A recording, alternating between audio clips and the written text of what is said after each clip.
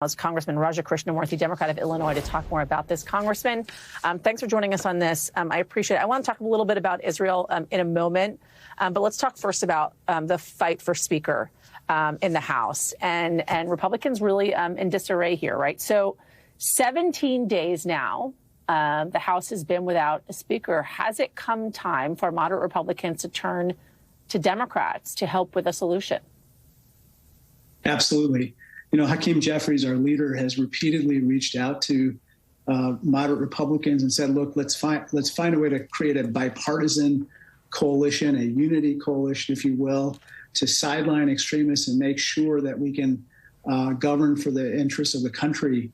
Unfortunately, a lot of these moderates are more scared of MAGA world at this point, but I think that they need to, you know, take us up on our offer and do what's best for the country right now. So I know that Trump is actually now being reported by Politico. He is against a frontrunner currently for speakership, House Majority Whip Tom Emmer. This is what Politico is saying. Former President Donald Trump privately conveying to allies on Friday he does not back House Majority Whip Tim Emmer's bid for Speaker, throwing another wrench into an already chaotic process to find the next person to hold the gavel. I know there's about 10 other names that are being thrown around as well. Byron Donalds, Austin Scott, Jack Bergman, Roger Williams, just to name a few. Is there any name here that you think can actually get across the finish line? Honestly, I don't know. I think that the problem is they have decided that working with Democrats is somehow traitorous within their caucus, but the other alternative, which is trying to get virtually unanimous support from their caucus for any one candidate, has proven nearly impossible.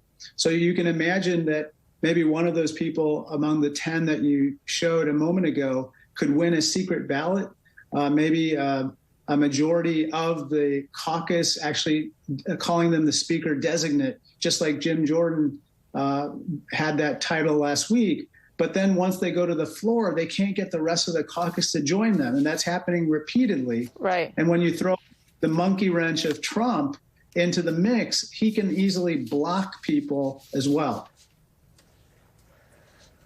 Aside from, of course, this looming, once again, government shutdown, I believe, come November 17th, again, I'll mention 17 days without a speaker, the president linking aid to both Ukraine and Israel, the House can't get anything across the finish line without a speaker in place. How is anything at this point going to get done?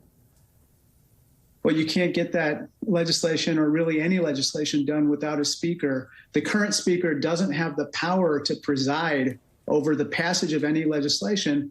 All he can do is preside over the election of the next speaker. Potentially another avenue is to make the current speaker a temporary speaker for a certain number of days and give him the power to preside over this crucial legislation. But even then, that has run into opposition within their caucus. But as you know, we have to fund Ukraine aid, Israel aid. We have to help Taiwan with regard to their defense needs. And of course, there are some border security and humanitarian needs in the Gaza Strip, among other places that we have to fund.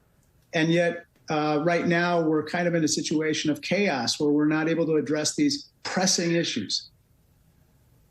Congressman, I want to read for folks a little bit of the piece that you wrote for MSNBC, an opinion piece about the former president. The title of the piece kind of says it all as well. Trump just reminded the world why he's a walking national security risk. You write this: Trump decided this week was a good time to scorn Israel to, quote, step up its game. He referred to Israel's defense minister as a, quote unquote, jerk for putting Hezbollah, which he called very smart, on notice to not attack Israel.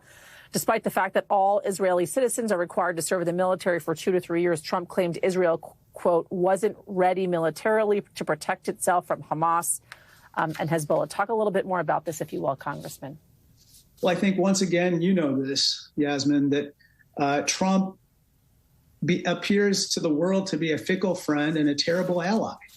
And, just in this particular instance, because of his personal grievance against Bibi Netanyahu for calling Joe Biden to wish him congratulations on winning the presidency, he has a grudge against Netanyahu and his government. And so that's why he heaps so much scorn on them.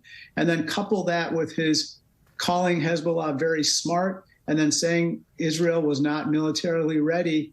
It basically sends all the wrong messages to our friends and allies and adversaries around the world.